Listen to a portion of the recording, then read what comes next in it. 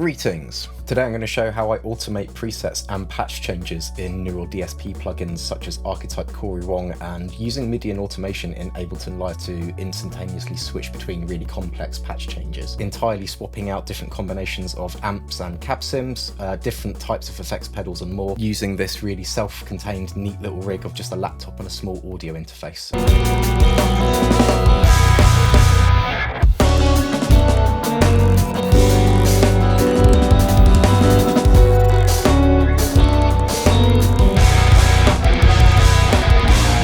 I used to gig with a physical guitar amp and a pedalboard, and I used to have to lug those around everywhere, of course, and I simply use this method for my live sets as my alias Luo. And yeah, I can just completely focus on playing guitar without having to worry about the kind of tap dancing routine of turning on a bunch of different effects pedals or making sure different things are on and off for different sections of a song. And I'm going to break down the method that I use, as I think other guitarists might find it really, really useful.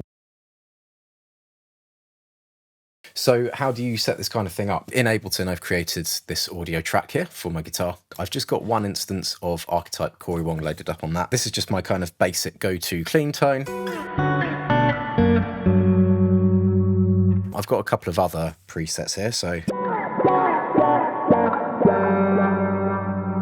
kind of like envelope filter delay thing. Lastly, I've got this kind of high gain thing.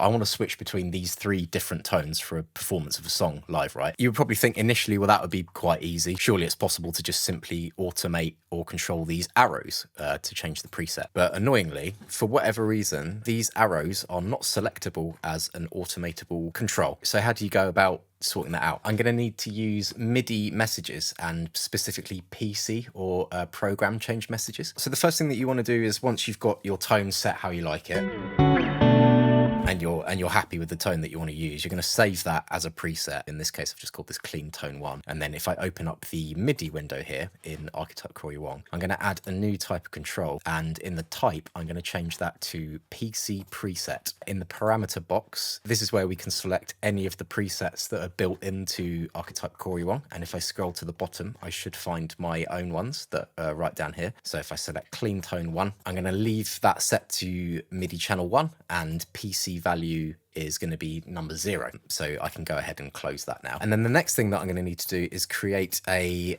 blank MIDI track, and I'm going to rename that something like Wong Control. It's going to transmit MIDI messages on channel 1, and then I'm going to set its MIDI output to my guitar channel here.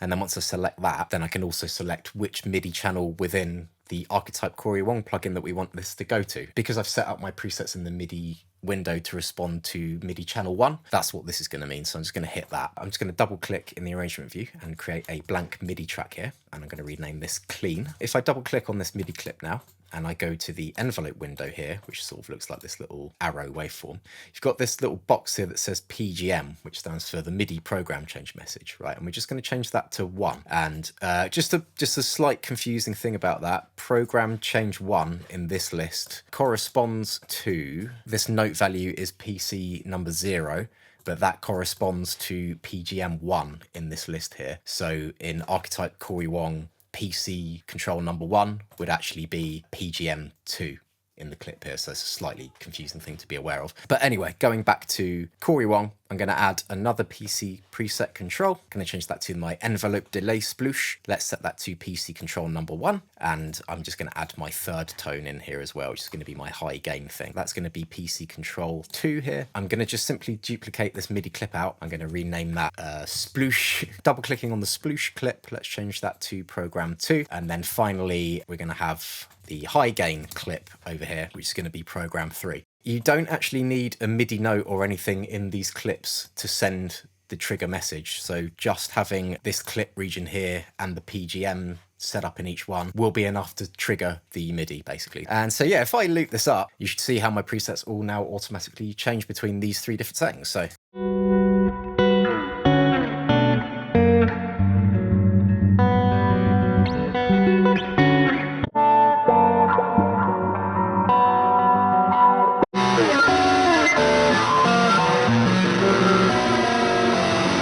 pretty sick, isn't it? Because I can basically easily change between any combination of the amps that are available in this plugin, the settings on the amps, the different effects pedals and their states, or the settings that are on those. You know, there's a whole load of stuff that's being instantly changed between those. However, I mainly like using Archetype Cory Wong for my clean tones, to be honest. All of these Neural DSP plugins, they've slightly got, you know, some different things in them that kind of make them unique to one another. For example, you know, Archetype Petrucci has got several more amp options in it. I like these two amp heads in Petrucci for the high gain thing, and I like to use the two heads in Cory Wong for the clean tones. So yeah, I want to be able to use both these plugins and switch between them, and you can do that all on one single audio track if you use something in Ableton called the Audio Effect Rack. And what this allows you to do is basically nest a whole bunch of plugins into one little box on one single audio track. I'm going to drag in Archetype Abasi into that as well, and by default, when I play my guitar now,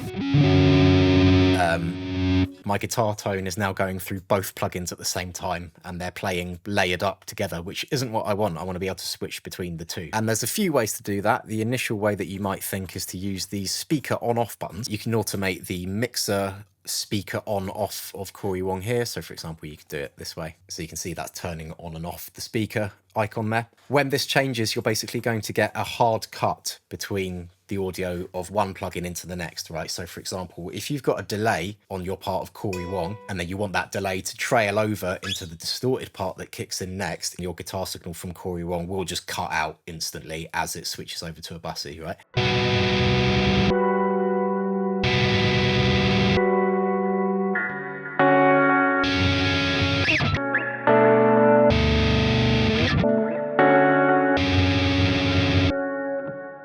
That can be useful, and that can be, there are certain contexts where that is the thing that you want to be able to do. But most of the time, I would say you want your things like delays and effects to trail over into the next guitar part, and it sounds a little bit more musical and seamless when that happens. So the way to achieve that is to not touch the speaker on off buttons and actually leave both of them on. And the way that we're going to switch between them is to use this little chain button here, or the chain selector as it's called. So if I press this chain button now, just grab the little dark blue blob here, which corresponds to this Abasi track here. I'm just going to drag the Abasi blob and drag it over so that it says 1-1. And now if I go to my automatable parameters in the audio effect rack at the top, and I'm going to choose chain selector, now I can just draw in specifically where I want that to change, right? So if I draw in a point here to go to chain 1, you should now see the chain selector changing itself between which plugin is active, right? So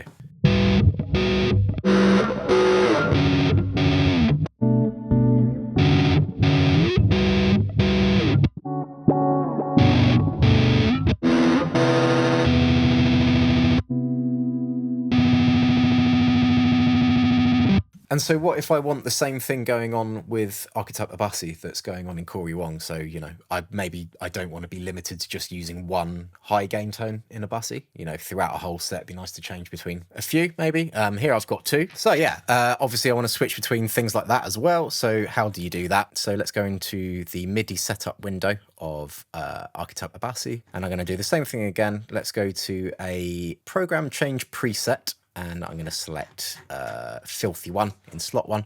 So here's the thing, the MIDI channel can operate on the same channel as the Cory Wong messages are, so you can leave that as channel 1.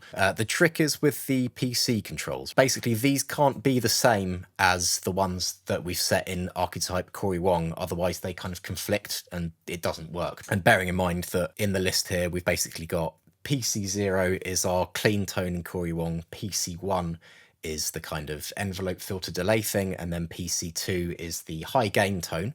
So now I'm going to have to select PC3 for my Filthy 1 in Archetype Abasi. Filthy 2 is going to be on PC value number 4. So let's close that. And then I'm going to create another empty MIDI track down here, and I'm going to rename that Abasi control. And then it's the same trick here. We transmit that across MIDI channel 1, and then we're going to select the MIDI 2 is going to go to our guitar DI channel here. And then within this drop down box, we're now going to select MIDI channel 1 of Archetype Abasi. And it's the same deal again, basically. So if I just create a couple of blank MIDI clips, and we're going to select that as program change message 4. And then I'm going to just duplicate that MIDI region, rename that Filthy 2, and set that MIDI clip to be program change 5.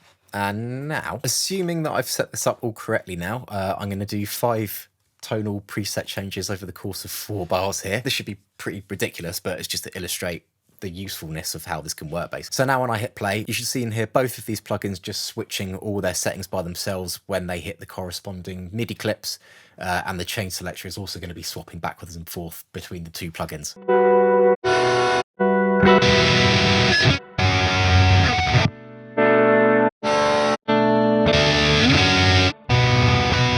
So yeah, that's pretty much the basics of how you set this kind of preset switching thing up. One thing about this that some of you watching might have noticed, there is one slight drawback or kind of annoying thing that happens when you're doing things this way. When you're switching a preset in one of these plugins, when the switch happens, there is a very brief moment of silence. Kind of takes the plugin a little second to actually kick in, like the processing, and unfortunately that means there is a slight gap, and that's quite annoying. I don't really think there's much way around it using one in isolation, which is another reason why I'm using more than one of these Neural DSP plugins. Something else to be aware of is you wouldn't get this kind of weird gap of silence issue if you were using the speaker on-off method or using the chain selector, so that actually is an instantaneous change. So the trick with this is kind of knowing when to use the patch change messages and when to use the chain selector, and kind of being a little bit clever about when things turn themselves on and off. For example, you can see here this clean tone on my Cory Wong track. The clean tone is going to change itself to clean tone 2, but that's going to be happening whilst I'm actually playing through Archetype Abasi. So that patch change is actually going on behind the scenes whilst Archetype Cory Wong is inactive. So I'm going to just play through this and leave the plugin displays up so you can kind of see what's happening. Let's see if I can get a take of me playing my track, Shadow of a Doubt.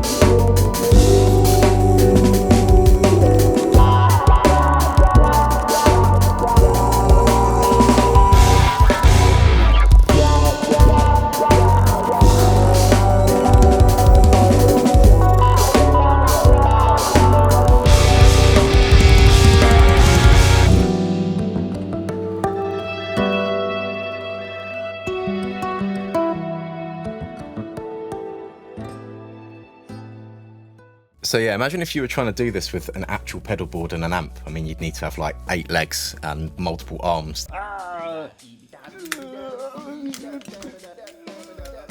Or you probably need, you know, a bunch of touring technicians that are part of your crew for live gigs and whose sole purpose it is to just change all your patches and effect settings. So I think this is quite a cool way to think about what Ableton is enabling me to do. Basically, like, I've got a limitless number of invisible technician minions that are living inside my laptop, and they're going to change all the settings for my guitar and the patches at the exact moments where I need them to in the song. And of course, this is probably what a lot of big touring artists playing massive productions do have going on. This setup's basically basically enabling me to do that on like a consumer grade setup. You could do something similar to this on something like a Quad Cortex or a Helix pedal, but with this method I don't even need to do that. I don't need to go out and buy one of those stomp boxes, and I don't even need to press a foot switch or hit anything. I can just do this all with the laptop and the plugins that I already own. Obviously, now that I do things this way, it saves a lot of room in our touring vehicle because I'm not occupying space with a big amp or a pedal board or whatever. I'm much less worried about wear and tear or anything physical in my setup breaking. It's physically easier and a lot quicker to set up and pack down at gigs, and arguably it's more reliable because I don't really need to sound check extensively every night. I know that my settings don't change between gigs, and I can comfortably line check this way because I already know that everything's going to sound like as it should. That's why I think this is quite a cool way to do things. But yeah, that's basically it. If you have any trouble getting this working yourself, I'm always happy to answer any questions here in the comments, so just give me a shout if anything's not quite working for you. If you got this far and you found this video useful or it helped you out, consider hitting the like and subscribe button, as that would also really help me out in return. And if you've enjoyed the music that I've been playing, then you can obviously find this song and lots more over at luomusic.bandcamp.com. That's all I've got for now, so as always, hopefully I will catch you in my next upload, whenever that may be. But in the meantime, thanks very much for watching and take it easy.